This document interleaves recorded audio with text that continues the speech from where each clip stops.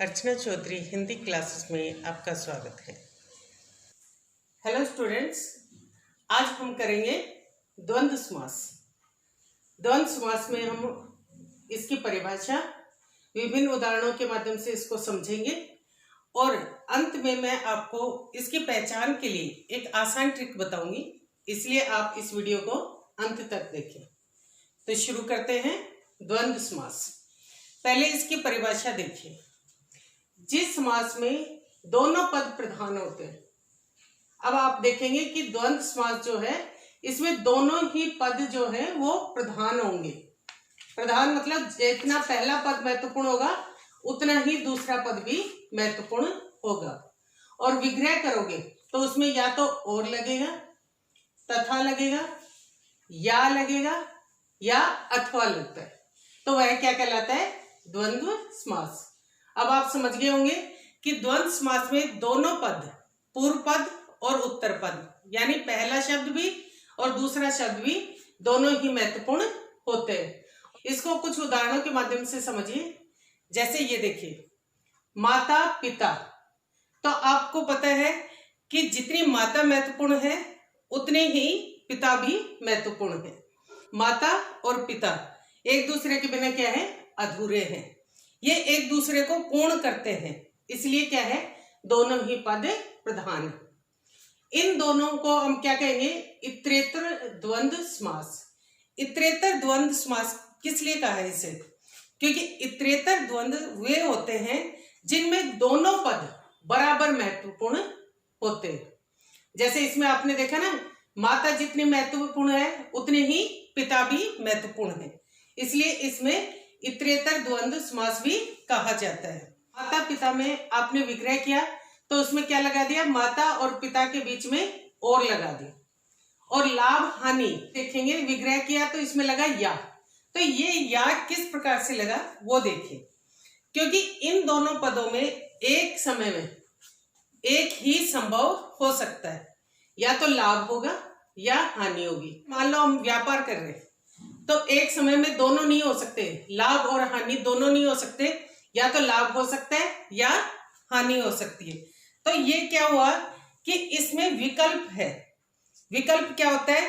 कि दोनों में एक संभव है, तो इसीलिए इसको विकल्प द्वंद्व कहते हैं। क्योंकि विकल्प द्वंद्व वे होते हैं जहां दोनों पदों में एक विकल्प या पद का अर्थ सही होता है, एक समय में एक ही विकल्प का अर्थ निकलता है, तो इसीलिए इसको क्या कहा जाता है?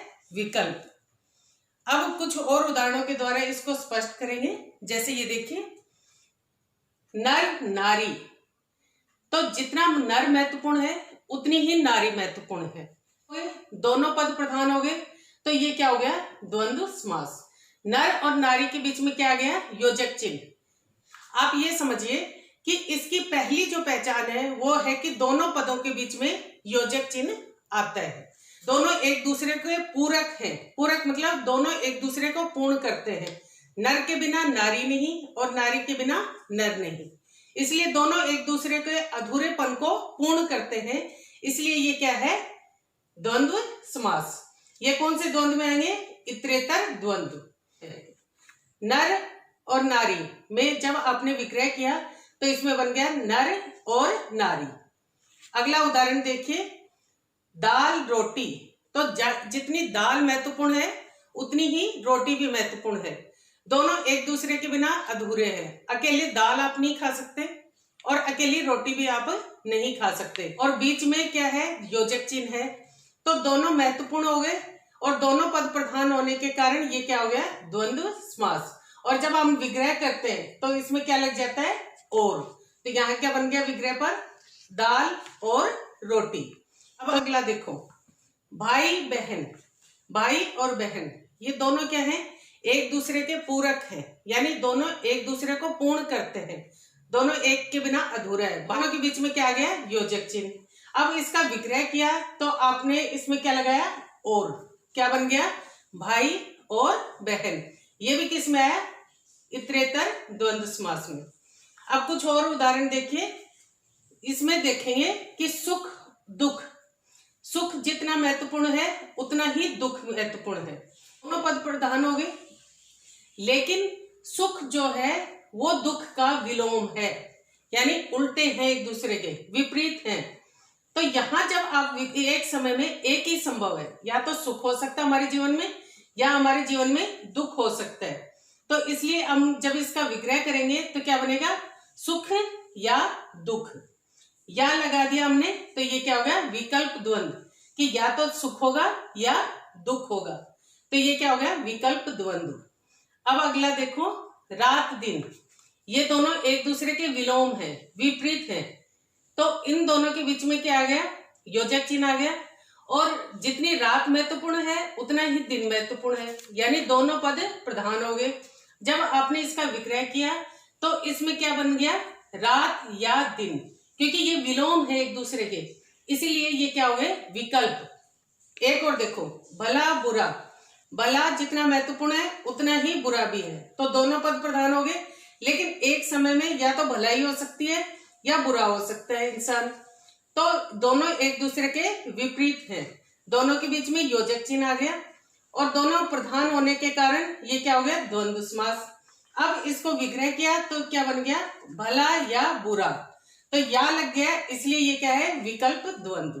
कई बार आपने देखा होगा कि बच्चे ये कहते हैं कि मैम इसको पहचानने का आसान तरीका है कि दोनों के बीच में योजक चिन्ह आता है। ऐसा हमेशा नहीं होता बच्चों। अब ये देखो, गौरी शंकर, तो गौरी शंकर में तो कहीं भी योजक चिन्ह नहीं है। तो योजक चिन्ह नहीं है तो क्या ये द्वंद्व समास नहीं है, क्योंकि गौरी जितनी महत्वपूर्ण है, गौरी यानी पार्वती माँ, उतने ही शंकर जी भी महत्वपूर्ण हैं, एक दूसरे को पूर्ण करते हैं, दोनों ही एक दूसरे के बिना अधूरे हैं। तो इस प्रकार दोनों प्रधान होने के कारण ये क्या है, द्वंद्व समास।